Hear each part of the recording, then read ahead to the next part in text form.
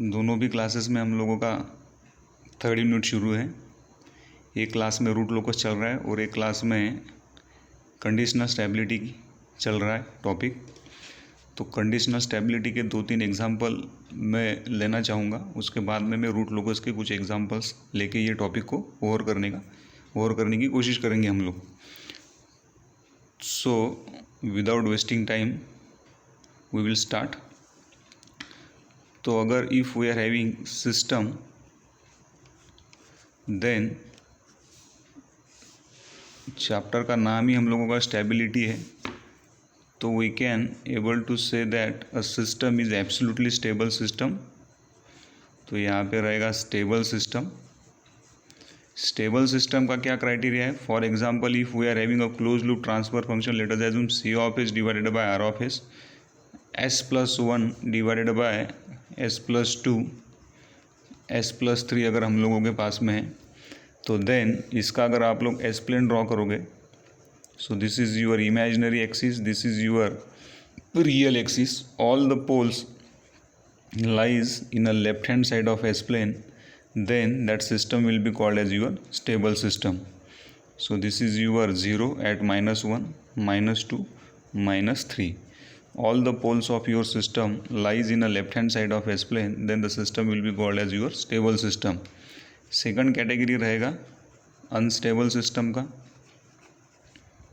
Unstable system, if we are having a transfer function and one of the pole of your transfer function lies in a right hand side of S plane, then system will called as unstable system. तो एक 0 रहेगा S equals to -1 पे, एक पोल रहेगा S equals to -2 पे, but one of the pole of your closed loop transfer function lies in a right hand side of your S plane, then system will be called as your unstable system. So because of that pole, system behaves like unstable. Then third, we are having marginally stable system. If the poles of your system lies over an imaginary axis, then system will be called as your marginally stable system. Why it is called as marginally? Because if the location of poles moves in a left hand side of that particular y axis, then system will starts to behave like a stable system. और अगर poles का location आपका ये imaginary axis के right hand side में चलना शुरू हुआ, तो देन आपका जो सिस्टम रहेगा वो अनस्टेबल सिस्टम कहलाएगा। तो ये वो मार्जिन है जिसके लेफ्ट हैंड साइड में अगर आपके पोल्स है तो आपका सिस्टम एब्सोल्युटली स्टेबल बनेगा, और अगर ये वो मार्जिन है जिसके राइट हैंड साइड में अगर आपके पोल्स का लोकेशन रहेगा, तो then your system will be called as your unstable system. On particular Y axis अगर आप लोगों के पोल्स का लोकेशन है जैसा कि यहाँ पे दिखा है, so then your system will be called as your marginally stable system. And the fourth one that we are having, and which is most important, that is your conditionally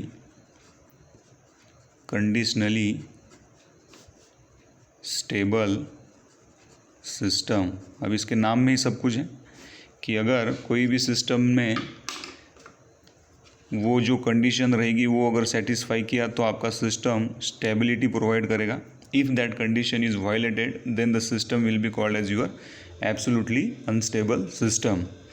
तो हम लोगों ने टाइम कांस्टेंट फॉर्म देखा है. We have already seen the time constant form. We are looking conditionally stable system. तो condition के ऊपर system का स्टेबिलिटी डिपेंड रहेगा, इसलिए इसको कंडीशनली स्टेबल कहा गया है.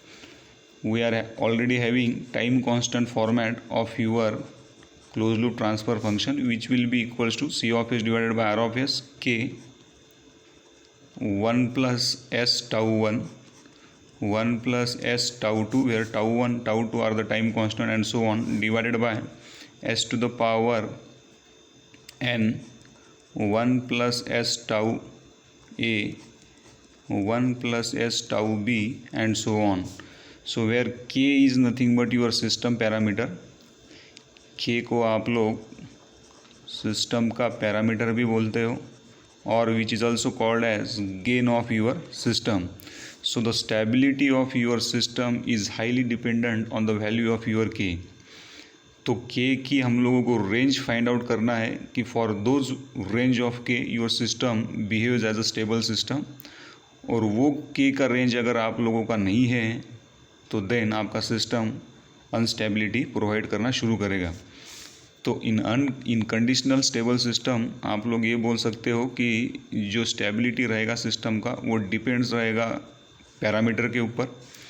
बी स्पेसिफिकली अगर आप लोग बात करोगे कंट्रोल सिस्टम में, तो सिस्टम का स्टेबिलिटी आपका के वैल्यू के ऊपर डिपेंड रहेगा. के is nothing but your system gain. तो कौन से वैल्यूज़ के लिए सिस्टम आपका स्टेबिलिटी प्रोवाइड करेगा के वैल्यू के लिए, to find out all the values of those K, ये टास्क हम लोगों को करना है. That we will see with the help of numerical. So conditional stability में क्या लिख सकते हैं हम लोग कि सिस्टम स्टेबिलिटी प्रोवाइड करेगा, लेकिन for the some values of और the range of K. If that condition is violated then system will behave as a unstable system.